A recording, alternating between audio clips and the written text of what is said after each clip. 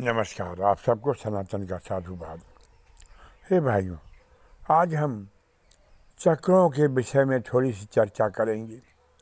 जैसा कि हम जानते हैं, हम बड़ी आसानी से कह देते हैं जीवन मरण का चक्र, लेकिन यह इतना आसान नहीं है।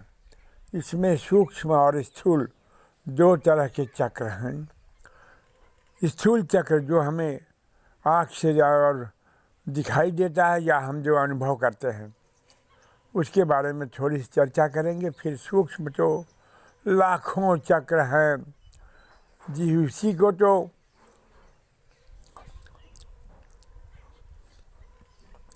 पार करना पड़ता है, और वो जो सूक्ष्म चक्र हैं उन्हीं को पार करना बहुत मुश्किल होता है। जीवन समाप्ति के बाद जीव भटकते भटकते कितने चक्रों से गुजरता है, इसकी कल्पना भी करना बड़ा मुश्किल है। सब अपने अपने कर्मों के आधार पर चक्रों का निर्धारण होता है। पहला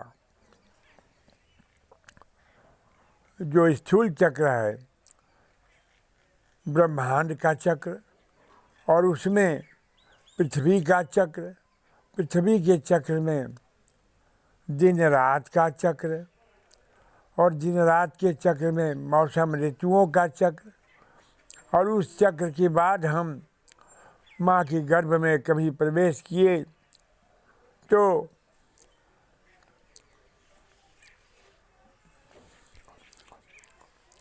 गर्भावस्था का चक्र, और फिर जन्म का चक्र, और उसके बाद जब हम धरती पर जन्म लिए तो नाना तरह के चक्र, समय का चक्र, काल का चक्र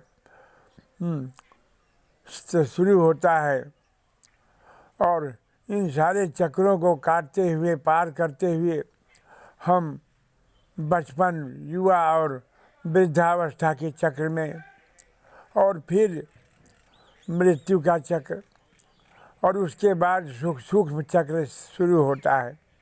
हे भाइयों, इन चक्रों को पार करते समय अगर कहीं भी जरा भी चूक हुई तो सांप और सीढ़ी के खेल की तरह हम वापस वहीं गिर जाते हैं, और फिर हमको कोशिश करना पड़ता है। करोड़ों जन्म लेने के बाद फिर हम एक चक्र को पूरा कर पाते हैं।